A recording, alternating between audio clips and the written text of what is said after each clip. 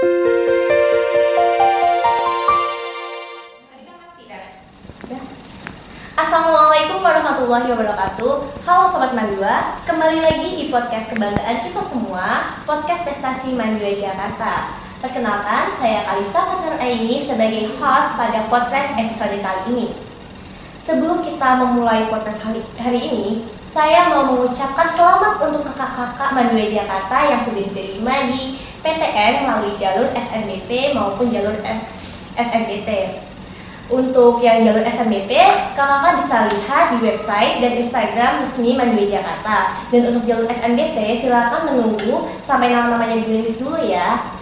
Di podcast prestasi hari ini, kita akan berbincang sama dua narasumber yang hebat dan keren banget. Kita bakal berbincang mengenai SNBT yang baru aja dirilis kemarin. Mari kita sambut dua kakak alumni Mandua Jakarta, Kak Luis dan Kak Iki. Halo Kak, selamat siang. Gimana kabarnya? Iya, halo. Baik. Gimana nih Kak perasaannya? Baru kemarin nih ngebuka laman LTMPT, langsung aja dulu gitu. Gimana rasanya? Seneng sih, seneng banget.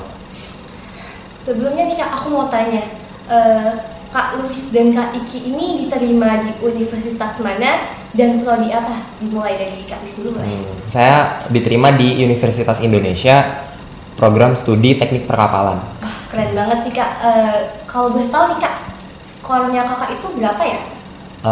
Skor saya kemarin 661. Wah, tinggi banget. Keren banget, teknik perkapalan itu kan pasti susah banget ya Kak. Iya. Apa sih yang ngejadiin Kakak, motivasi apa yang Kakak punya untuk memilih teknik perkapalan UI? Yang pertama, yang pasti itu karena kan Universitas Indonesia kita tahu sendiri ya, top 1 lah di Indonesia, termasuk top 3 di Indonesia lah. Terus yang kedua mungkin kalau menurut saya dari prospeknya mungkin lumayan menjanjikan dan pasti. Kalau dari Kak Iki, Kakak masuk universitas mana dan prodi apa? Saya diterima di Universitas Gadjah Mada, prodi sastra Inggris. Wah, keren banget. Berapa tuh Kak ngomong skornya? Skornya 698.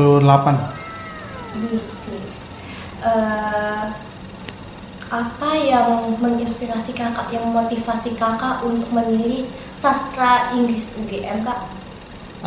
Pertama mungkin sama kayak Luis tadi ya. Salah satunya itu adalah UGM itu kan top 3 ya di Indonesia. Terus juga karena dari saya sendiri ingin mengubah kondisi ekonomi dari keluarga ya, dengan kuliah di UGM mungkin akan membuka peluang lebih besar untuk mendapatkan kerjaan yang lebih menjanjikan di masa depan. Terlebih lagi di sastra Inggris itu juga kan prospek kerjanya lebih fleksibel ya, bisa jadi penerjemah atau misal kerja di kedutaan besar dan sebagainya gitu. Dan yang ketiga, memperbaiki kesalahan saya juga sih tahun lalu, karena tahun lalu tuh saya pengen banget masuk sastra Indonesia, cuman restu orang tua saya tuh nggak ada di sastra Indonesia itu.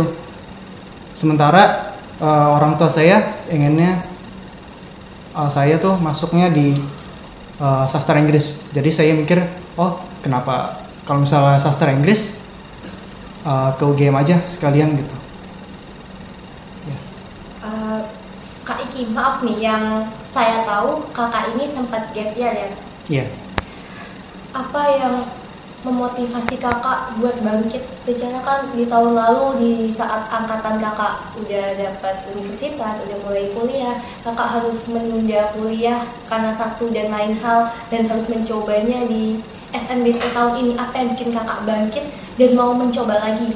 Karena dari sebagian yang saya tahu ya Kak, di sekeliling saya, beberapa itu kalau misalnya mereka nggak lolos SNBT, biasanya mereka langsung memilih ke PTS milih swasta? Apa yang bikin kakak tetap sabar dan berjuang dari nol, berjuang dari awal untuk dapetin SNBT di tahun ini? Gini, masih menyangkut dengan apa yang tadi saya bilang. Saya ingin mengubah kondisi keluarga saya itu dengan jadi sarjana, dan juga misal teman-teman nanti ada yang ketolak SNBT, terus misal gap year, nggak apa-apa, itu wajar kalau misalnya kalian ngerasa sedih atau misalnya bosen gitu di rumah sementara teman-teman kalian udah masuk perkuliahan di universitas-universitas ternama. Nggak apa-apa, mungkin memang bukan rezeki kalian tahun ini, mungkin rencana Allah lebih baik daripada yang mungkin kalian bayangkan. Itu sih. Di tahun lalu kakak ketolak di UI, benar nggak? Iya. Apa yang bikin kakak lebih memilih beralih ke UGM? Terkadang kan kalau orang harus UI, tetap UI, nggak boleh yang lain. Kenapa kakak lebih milih buat ke UGM aja karena udah nggak ada UI? Menarik. Jadi gimana ya UI itu?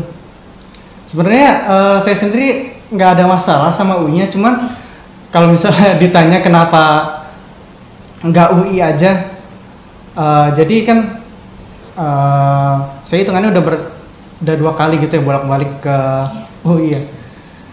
Jadi selama saya ke UI itu bolak-balik itu buat SNBT yang di tahun 2023 sama yang sekarang, saya tuh ngerasa kenapa ya, kayak Depok tuh sumpek banget gitu udaranya.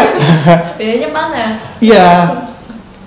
Jadi saya mikir, oh kenapa nggak ke UGM aja di Jogja gitu, mungkin yang suasananya mungkin bakal lebih tenang gitu ya. Dan juga salah satunya UGM ini apa ya, ada tempat tersendiri gitu di hati saya. Soalnya salah satu fakta menarik kenapa saya milih sastra Inggris UGM gitu, karena saya dulu pernah waktu kelas berapa ya, kelas 11 menuju kelas 12 gitu, saya pernah baca novel judulnya Laut Bercerita karya Leila S. Chudori. Di novel itu tokoh utamanya itu adalah seorang aktivis tahun 1998 yang memperjuangkan reformasi itu ya, namanya Biru Laut Wibisana. Dan dia ini di novel tersebut adalah seorang mahasiswa sastra Inggris UGM gitu, dan saya mikir, wah ini karakter keren banget gitu. Jadi gimana ya, saya pengen gitu ngelihat secara langsung gimana sih cara pikir mahasiswa sastra Inggris UGM gitu sampai bisa seperti si karakter ini gitu. Ya mungkin agak konyol ya.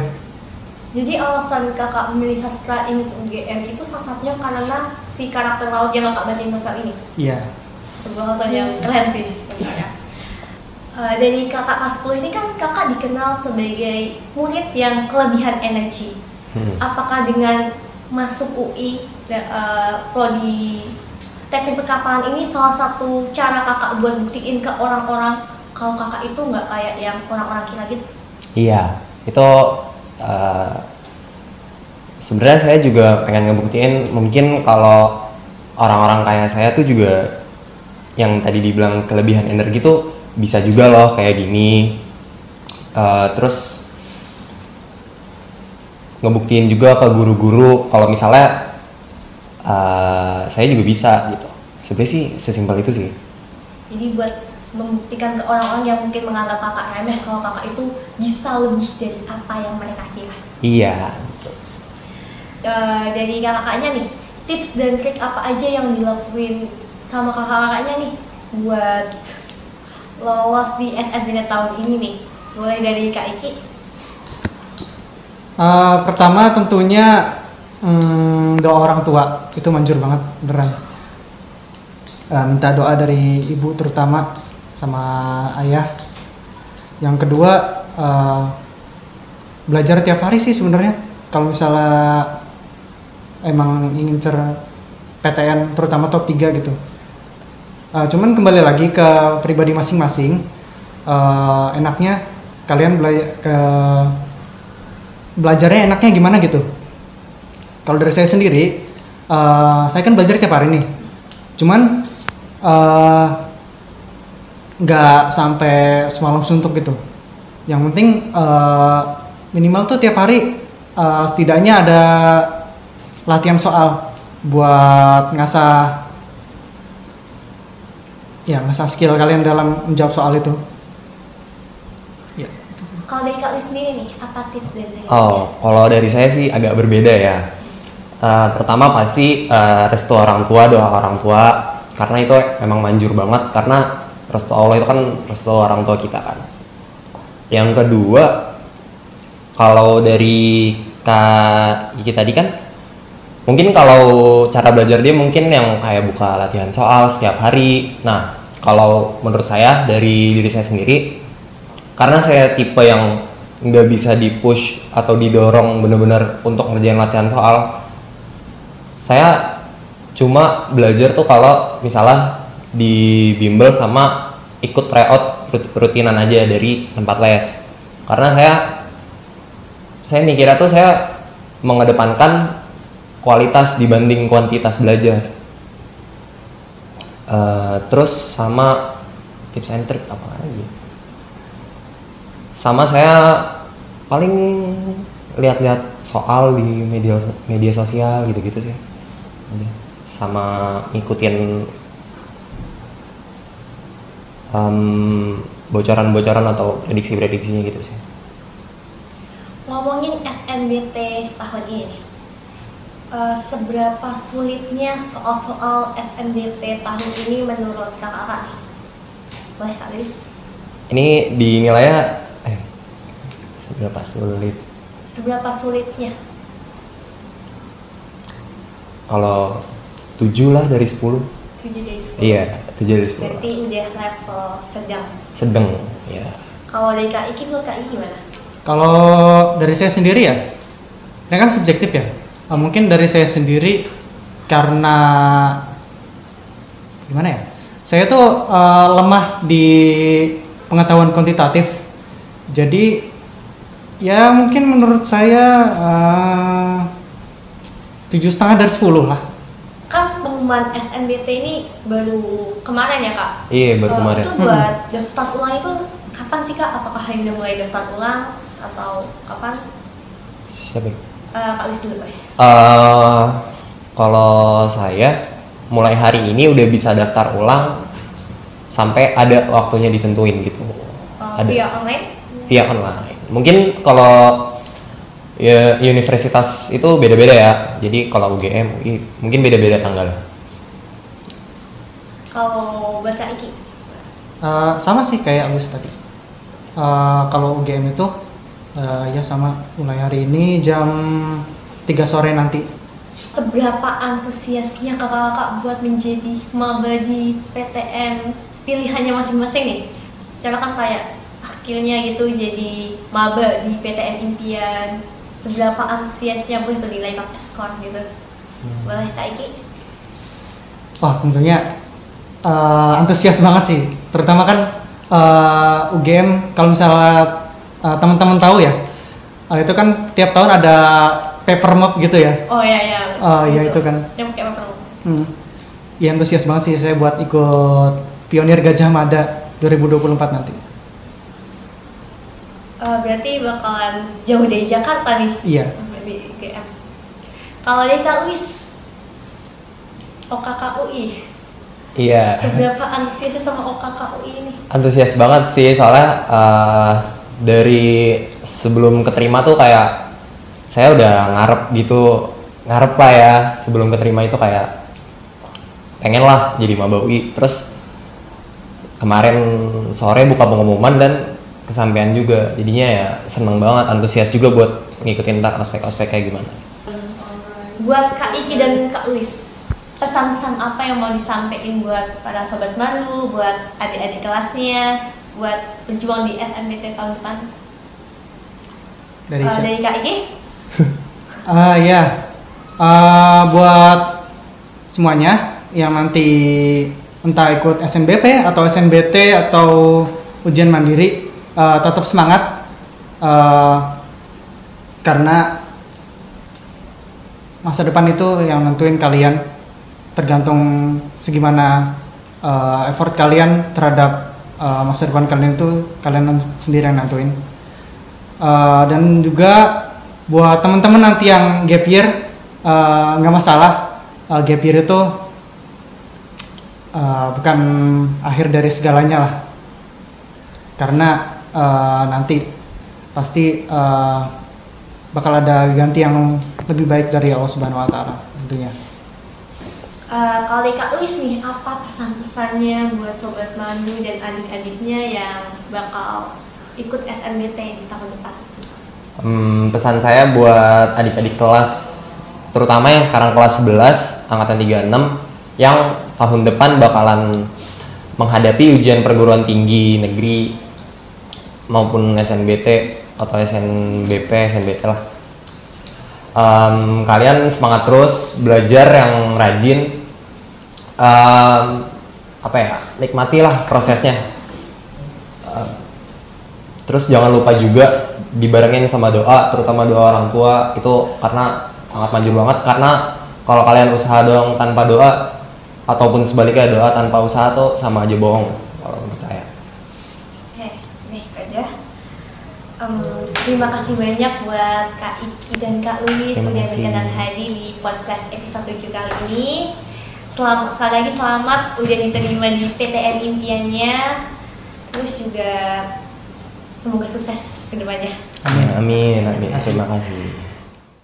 Baik Sobat Mandu, mungkin cukup sekian pembicaraan dan pembahasan kita di podcast episode ini mengenai SNBT 2024. Dan untuk yang sudah diterima di PTN Impian, sekali lagi saya ucapkan selamat dan nantikan episode-episode podcast berikutnya. Saya Kalisa Fatur Aini izin pamit undur diri. Wassalamualaikum warahmatullahi wabarakatuh.